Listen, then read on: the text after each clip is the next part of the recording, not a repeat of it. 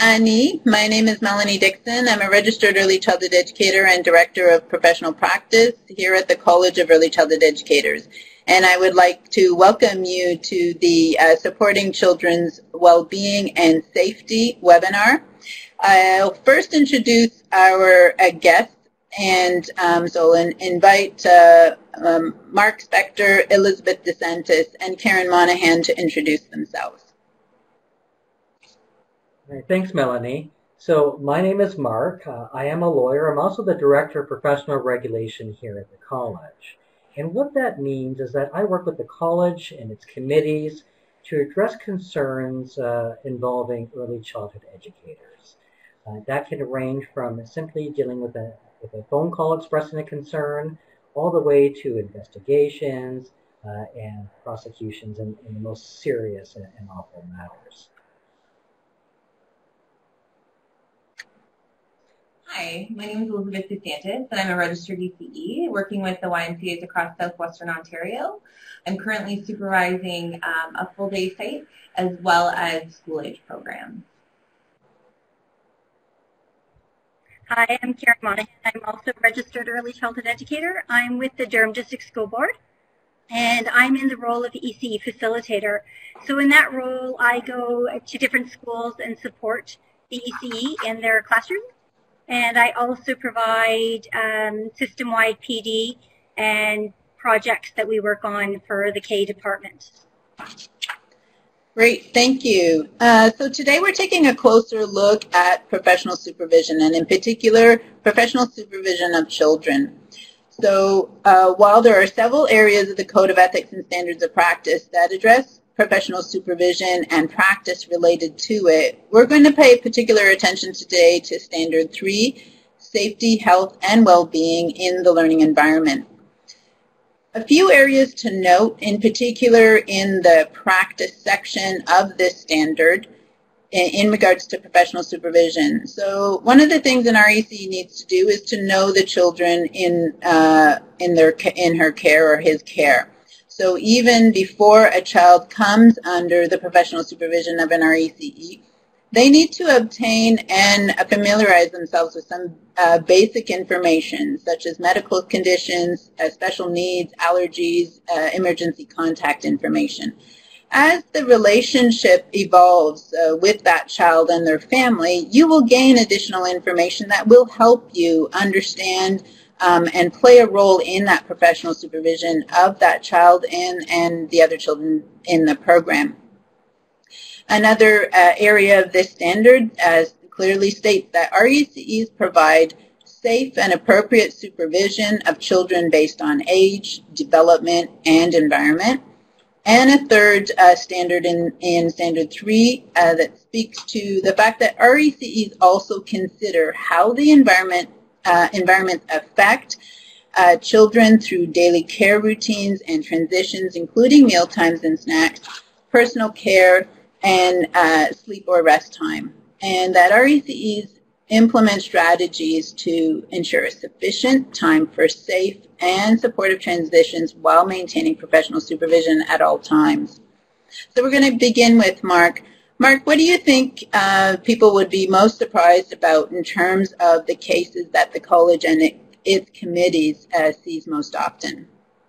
Well, thanks, Melanie. I think people will be quite surprised to learn that about 1 in every 3 cases the college hears about involves what they call a lost kid case, or concerns about inadequate supervision. And that's one of the very top concerns of the kinds of cases the college hears about on a day-to-day basis.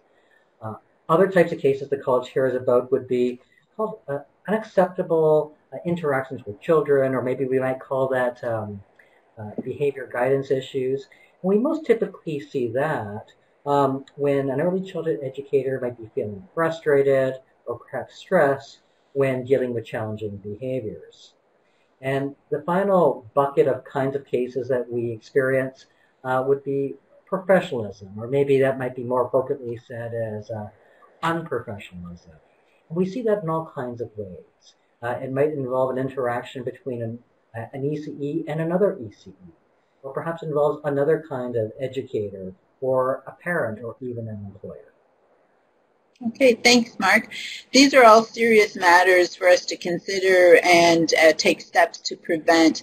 Can you expand a little bit more on inadequate supervision of children and some of the trends or the issues that you see underlying those cases? Yes, I'd be happy to. We do see certain themes on a daily basis. So the concerns about supervision, they typically arise when children are being transitioned from one place to another. Now, what does that really mean? Well, we see that during high-risk times of pickup and drop-off of children, or when they're being transitioned from an outdoor play area back into indoors. We also see it happen when education professionals maybe aren't communicating with them as effectively or as efficiently as they could possibly do. In some cases, we hear one colleague saying to another, well, I thought that they had it covered. So those kinds of situations. Finally, we see it when the case involving hazards in the area or looking at the environment. And what does that look like? Well, it could be a child escaping through a broken gate, or maybe it's about an unlocked door, or perhaps even a hole in the fence. So those are the kinds of themes and trends that we're seeing on a day-to-day basis at the college. Okay, great. Thank you, Mark. So RECs work in a variety of settings, including licensed childcare and kindergarten programs in schools. And in both of these environments, RECs are working with colleagues in supervising children. Regardless of the setting, RECs have obligations to regarding professional supervision and safety of children. So we'll go over to Elizabeth now. So within child care centers, what are some of the challenges that RECs may face, or some of the issues that may emerge around professional supervision, and perhaps some strategies that you and your team have implemented? Yeah, so some of the things that I hear as a supervisor definitely mirror what Mark was saying. That communication is a big piece. I've often heard staff say, well, they told me we had. And understanding that responsibility of knowing your room and checking your head counts is a big thing. So when you come into a new space, that may be that maybe you're a staff who does lunch coverage, or maybe you are coming into a room at the end of the day to relieve another staff, or even just starting your shift. Coming in, physically doing those head counts. And that doesn't, sometimes that means scanning the space, but I suggest to people to actually even go over, talk to the kid, touch the kid on the head, make sure you're saying those numbers out loud. As silly as it seems to be saying 1, 2, 3, 4, it really does help cement that you have seen all of those children versus just scanning the space. And then around that communication piece, coming up with ways of tracking that. So confirming when you come into a space. So right now you have, I'm going to take, this child's coming with me to the bathroom, really being verbal with your coworkers and the people around you. And when you get into that practice of doing that, it just becomes second nature, and people want to hear you say those things. So my team also uses whiteboards, so we track who's inside, who's outside, constantly changing that, and knowing your sign in and sign out procedures and how you track those numbers as well. Those can be easy misses too. You know, groups are combined and a kid gets signed on the wrong sheet. Those are the kinds of things we need to be watching for, so that we're not miscounting those numbers and someone is somewhere they're not supposed to be. I do find as well that small group takes the risk off of the staff. So it's a lot different to supervise 24 children in a playground than it is to supervise 8. If you have 3 staff and 24 children, everybody's watching all 24 instead of one engaging solely with those 8 children. And we do find that helps our programs as well with engagement and really offering the best quality of program. We're able to spend more time with the children because we have less bodies that we actually have to scan. So we're reducing that risk and increasing engagement, which is a really great win for everybody. And knowing those kids, knowing those ones who are going to maybe push the limits, or maybe it's a child who doesn't push the limits. Maybe they play very quietly. They like to find that little nook and play by themselves. Those are the kids that sometimes get missed. So those are the ones that we need to be mindful of as well, not just the ones who are a little more prone to adventurous behavior. Great. Thanks, Elizabeth. Karen, in the kindergarten environment, I mean, that looks different than from licensed childcare. What should RECs be aware of in that context, and what are perhaps some of the strategies that you've seen employed in your school board? Yeah, so when I started in the school board, you know, some of the things that I came across was, again, that idea of the groupings, you know, small groupings, children coming from outside and in. A lot of classrooms are moving to that flexible model where the children can basically wander from the indoor learning environment to the outdoor learning environment, you know, releasing to adults. The biggest learning curve for me was in September when all of a sudden you have 30, maybe 15 new children. It's not like they trickle in over the course of time like in childcare.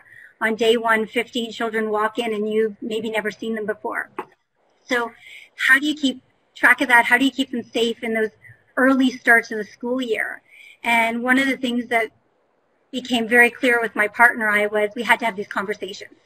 I'm accountable to the Code of Ethics and the Standards of Practice. So these procedures weren't just automatically in place when I started with the school board. So we had to have heart-to-heart conversations of safety, what parameters could we put in place. So some of the things we did was in September, when 2, possibly 3 classrooms are filtering onto a play yard, which can look like 90 children, possibly 60 of them being new. How do you know who belongs to who? So we put in place a name tag system. Each classroom was color-coded. Each child had a tag on their shirt or their back that identified who they belonged to classroom-wise, so we could keep track. At the time, it's a lot to manage, but these parents were releasing them into our care. For some of them, it was their initial relationship with us. So bringing safety as the forefront was a very positive way of building that relationship. The other thing that has come up is, transitions. We have prep coverage teachers who come in and out of the classroom, depending on the context of the learning that was going to happen, having that conversation with the teacher to explain what the standards of practice are and my accountability to them, and to negotiate what that could look like. The other thing that Mark talked about was transitions. Transitions are busy. They're stressful. And as Mark identified, when we're under stress, we make mistakes. So I'm a big advocate of let's slow that transition down and treat it as a learning opportunity. So if we're all calm, the children know what to expect and what their process is, we're less likely to have errors. So for me in my classroom, I did a lot of co-constructing with the children. So bringing them to carpet and talking to them about safety. What does it mean? What it can look like? What is their role? What is their responsibility? What is my responsibility? And hashing that out together. The other issue for a school board is the advocacy piece. So ensuring that everyone is sharing information. Our administrators, our special ed team, our teachers, the ECs are all communicating about the children and their needs. So if a child does have a safety plan, getting access to it, reading it, and truly understanding what that safety plan means. So for my learning curve in the school board, it really was, being a voice, having conversation and advocacy, and kind of that preventative lens, before something bad happens, wait a second, what can we do here to prepare for the potential? Great. And I think that's one of the things that RECs can bring into that environment is just a different viewpoint, a different lens in terms of how you might handle safety in that context. So any other additional thoughts any of you have in relation to this topic before we wrap up? Melanie, one other thing that I've done a lot of work on in the school board is the learning environment. So really kind of going deep into how we set it up. Looking at where are we putting carpets, where are we putting shelving, what are the pathways we're creating, and what messaging does that setup invite for the children. So as Elizabeth talked about, that small groupings is so much easier to manage and navigate, and the children's behaviors are more positive in that setting. So, really looking at the environment of an engaged child, you're going to get less behaviors, but also, if we do have children who have the tendency to possibly leave a room intentionally or just saunter off, can we position furniture to kind of slow down their pathway before they get out, which buys us time to catch up to them. And, if we are concerned, again, bringing it back to that advocacy piece of possibly getting an alarm on the door, meeting with our health and safety rep to talk about these concerns. But our environment sends messages to the children, and the children respond accordingly. Yes, great. Elizabeth? Melanie, I just wanted to touch on her a little bit further around that transition piece as well. And so one of those transition times that is a little more stressful, especially in our care with our school age programs, is that transition from the school environment to the childcare environment and bridging that gap between that. So it might be an inconsistent schedule. So some days children take the bus, some days mom picks them up, some days they go to childcare, and where are they supposed to be at the right time, and how that's being communicated between our childcare, the families, and the school to make sure that kids are in the right place at the right time. And then bridging that gap with those older school-age children, because we're taking them from an environment that they're very comfortable, they have the freedom to go in where they want, when they want sometimes, and that's their space. And then they come to our programs and we have some different standards. We have to keep them within our line of sight. They need to be in the rooms with us so that we can be in compliance with the Childcare and Early Years Act. And so making sure that children understand that difference between a school age program where they are in care with us versus their classroom environment, but still making that an enjoyable and positive experience for them while maintaining those ratios, I think is really important. And I think a lot of it comes back to what Mark's saying around that communication piece and making sure we're having those things in place so that we're able to avoid any mishaps. Great, thank you. Mark, any final thoughts after having heard Karen and Elizabeth in another reality share their points of view? Yeah, I was just reflecting on what both of them said, and they both said something that resonated with me, is that when concerns are expressed involving early childhood educators, when we hear from those educators themselves, they say things like, well, it all happened so fast, and it speaks to what you said, Karen, about slowing things down a little bit. But they also say, I just wished I asked more questions, or I saw clarification before I did X. And speaking to what you just said, Elizabeth, it sounds like we come full circle. Professional supervision of children is dynamic and multifaceted. There are a number of factors that our ECEs need to take into account. Some of the nuts and bolts of things are that you need to know the children in your care. Understand where they are in terms of their own development and needs, and also take into account how is the environment set up, what are the relationships within that environment with the children, with your colleagues, and also from observation perspective, there's the basics of head counts all the way to having a sense of how are the children engaged in the environment and what are some of the things you can do to keep them engaged and reduce some of those potentially stressful situations that may occur during times of transition.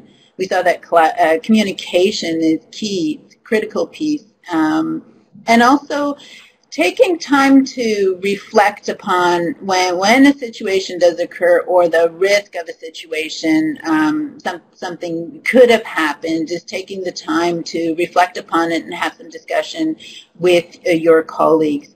And the reality is, depending on the environment that you're in, you may have legislation that you're accountable to as an RECE, and what you need to do under those circumstances, and reporting situations where there is a risk to children.